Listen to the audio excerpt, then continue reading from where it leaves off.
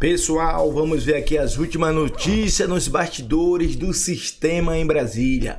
Muita repercussão, muita informação e principalmente porque tem eleições à vista, pessoal. Tá chegando o momento. E você não quer perder nada? Ativa o sininho, representa com like e ativa o sininho. E óbvio, se inscreve no canal para ficar por dentro de tudo que acontece nesse Brasilzão. Representa e vamos ver a imprensa falar a respeito de tudo, vamos lá. Decisões judiciais favoráveis ao SBT. A de maior repercussão envolvia um litígio da emissora com a apresentadora Raquel Sherazade. A decisão do ministro livrou o SBT do pagamento de uma indenização que chegava a 4 milhões de reais. E o cantor sertanejo Zezé de Camargo usou as redes sociais para informar aos fãs e também outros seguidores a intenção de romper com o SBT depois da presença do presidente Lula e do ministro Moraes no lançamento do canal. Mas eu vi o que aconteceu no SBT nos últimos dias, né? Inauguração do SBT News. E juro por Deus que isso não faz parte do meu pensamento. Não tem nada contra ninguém. Eu peço que o Brasil se saia da melhor maneira possível. Torço para o povo brasileiro porque eu vivo e dependo do povo brasileiro. Mas diante da situação que eu vi no SBT, das pessoas mudando totalmente a maneira de pensar, principalmente das filhas do Silvio Santos, pensando totalmente diferente do que o pai pensava. E uma coisa que eu sempre disse na minha vida: filho que não honra pai e mãe, para mim não existe. Do SBT News refletem todo o machismo e a misoginia presentes no pensamento e nas ações de homens que seguem desrespeitando a presença de mulheres em espaços de poder. Em meio a esse contexto, a repercussão do evento também refletiu nas redes sociais da família Bravanel. A apresentadora Patrícia Bravanel, uma das filhas de Silvio Santos, perdeu milhares de seguidores no Instagram depois da participação do ministro Alexandre de Moraes, do presidente Lula e de Janja da Silva. Os dados são da plataforma Social Blade. Depois de ser alvo de críticas na internet, a presidente do SBT, Daniela Beirute, se pronunciou numa carta aberta, reafirmando o foco do novo canal em imparcialidade e isenção, garantindo um jornalismo sem partido, sem viés e sem provocação. Ana, eu já jogo para você porque tem vários pontos aí para a gente comentar a respeito aí desse lançamento do SBT News, né?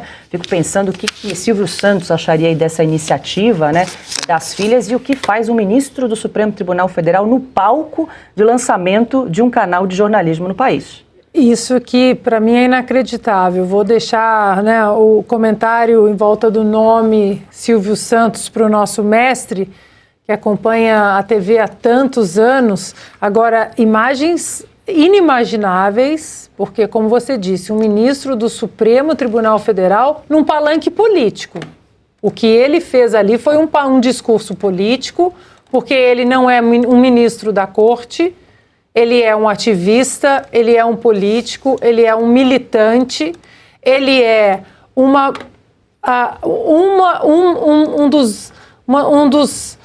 das mãos, das garras do sistema, e as imagens são vergonhosas no sentido de você ver o sistema todo junto. Foi muito difícil para o brasileiro engolir essas imagens. É claro que você até entende, por exemplo, quando você vai em um evento político e tem o presidente que é do partido A com o governador do partido B, é um evento político, uma entrega de uma rodovia, o que quer que seja, uma concessão de um aeroporto. Agora, nós estamos falando de um canal de notícias que deveria apenas se atentar às notícias. Santos iria chancelar uma iniciativa dessas? O Santos, ele tinha uma ordem que valia para qualquer governo, é a favor do governo, fosse qual fosse. Ele não deixava não permitia que os noticiosos lá publicassem qualquer coisa que desagradasse ao governo. Isso valia desde sempre, desde que ele conseguiu o canal, graças ao governo da época. Hoje, imagina se as filhas que aprenderam com o pai como lidar com o governo iam deixar de convidar o que a Paula apresentou com uma sutileza que eu achei adorável. Políticos dos 3 poderes, todos políticos, que estava fazendo lá, se fosse um país normal, o Alexandre de Moraes. Esse é o ponto. E sempre torturando o português. Eu acho um negócio desagradável ouvir o Moraes. Eu já contei aqui que eu fiz um Roda Viva com ele que eu achei que não fosse terminar. Pelo que ele dizia, ele próprio foi encurtando o que dizia, mas ele encaixa um erro de português em 4 palavras. Não tem problema. Vocês já ouviram aí, um erro clássico, né? Qualquer cara no Enem tem que saber isso aí, senão não pode ser aprovado em nenhuma prova, nem em geografia. Há 20 anos atrás. Há 20 anos, ministro, ou 20 anos atrás. Se não sabe isso, como é que vai saber lidar com lei? E nascido em 13 de dezembro de 1968 também. Data define destino de vez em quando. Esse é um caso. Agora, erra no português, faz um negocinho insosso e já começou a culpar agora a inteligência artificial. Ele quer prender a inteligência artificial. Se puder, ele vai como a nuvem da Dilma. Para ele existe. A inteligência artificial é um negócio palpável, assim. Bota uma tornozeleira eletrônica. Ele vai tentar. Agora, esta festa é assim que deveriam reagir a esse evento, os nossos políticos da oposição, como o Zezé de Camargo. E esse sim representa o povo brasileiro. Eu já me referi aqui a um diálogo, não me lembro a dupla, estava conversando com um jornalista de um canal aí também, isso aí não é importante, eu não sei qual é. E o entrevistador caiu na bobagem de falar, escuta, o que vocês acham? Vocês são minoria, porque os artistas, vocês apoiam o Bolsonaro, e os artistas intelectuais apoiam o Lula. Ele falou, artista? Que artista que você está falando? Da música popular brasileira? Chico Buarque, o Caetano e tal. Quem atrai público? Quem precisa de verba e quem depende só do ingresso? Quem tem público, quem tem povo, somos nós. O Zezé de Camargo é um sucesso há quanto tempo? Sim. E um belíssimo compositor. E uma bela voz também. Tanto que faz sucesso há 30 anos. Ou mais que isso. E ele está dispensando o SBT de divulgar o show que ele já fez. Não quer o dinheiro, não quer nada, porque ele está falando em nome do Brasil. Está dando um exemplo, Zezé de Camargo, que os nossos políticos, e eles vão um dia se arrepender disso, um dia não, depois da eleição, se insistirem no erro. Os políticos deveriam dizer isso. Mostrar, falamos em nome do povo brasileiro. Isso aí é mais uma suruba institucional, não tem outra palavra. Ô Piotr, você que está na estrada há mais tempo, o SBT nunca teve tradição aí no jornalismo, talvez uma escolha de Silvio Santos de optar mais por entretenimento e, como disse o Augusto, sempre foi governo, né? Não queria se indispor com quem estava no poder. A exceção da época do TJ Brasil com Boris Casoy.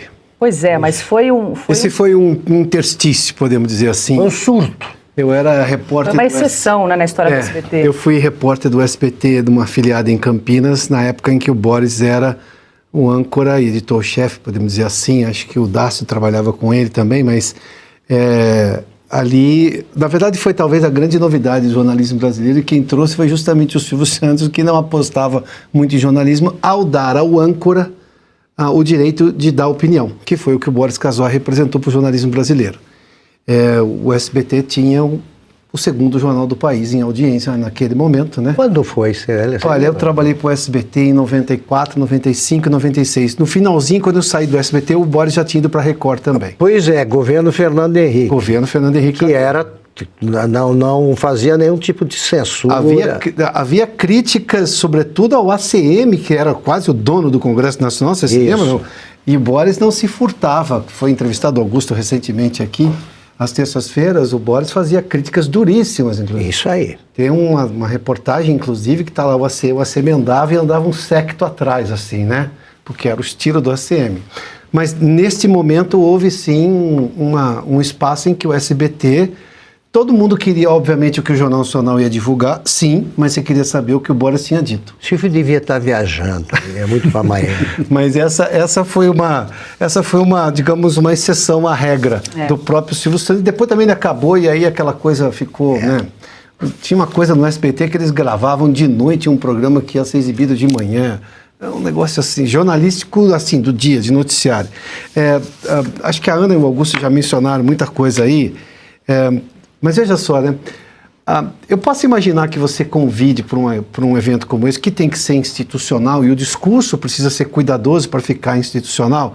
O presidente, o governador, o prefeito, aliás, o prefeito, a gente não mostrou aí, mas o prefeito fez uma cobrança pública para o Lula em relação ao posicionamento do Ministério de Minas e Energia, em relação à falta de luz em São Paulo pela Enel, que é, obviamente, regulada pelo governo federal, né? Pela agência de energia elétrica. A cara da Janja é impagável. Nós temos esse vídeo, Piotr. Não, a cara da Janja é impagável. Podemos mostrar? Pedir para exibir, depois você comenta. Por favor, né?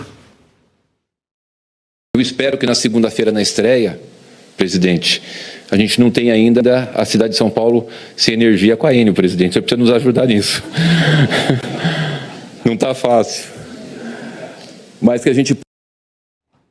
Olha a cara da Janja. O Lula sorri porque o Lula é político, enfim, ele faz aquela cara. Será que ela estava entendendo? Nesse mesmo vídeo, né, há um outro extrato em que estão lá o governador de São Paulo, o prefeito vai fazer uma reclamação no bastidor ali, informalmente. Aí o Lula diz, mas faz uma brincadeira, abre aspas, brincadeira com as pessoas sem luz em São Paulo. O Lula fala, mas a culpa é do Tarcísio. Aí o Tarcísio responde e diz o seguinte, não, é uma questão de regulação. E o prefeito insiste, eu estou com tantos mil domicílios, mil casas em São Paulo, imóveis, como ele diz, para usar a expressão correta, sem luz. E é um problema de regulação. Recentemente, o ministro de Minas e Energia disse assim, o prefeito e o governador podem ficar chorando. Não, né? Quem chora é o cidadão que está sem luz, por falta de regulação e atuação da Enel em São Paulo, que é a companhia elétrica que sucedeu lá atrás, a Eletropaulo, e por aí vai.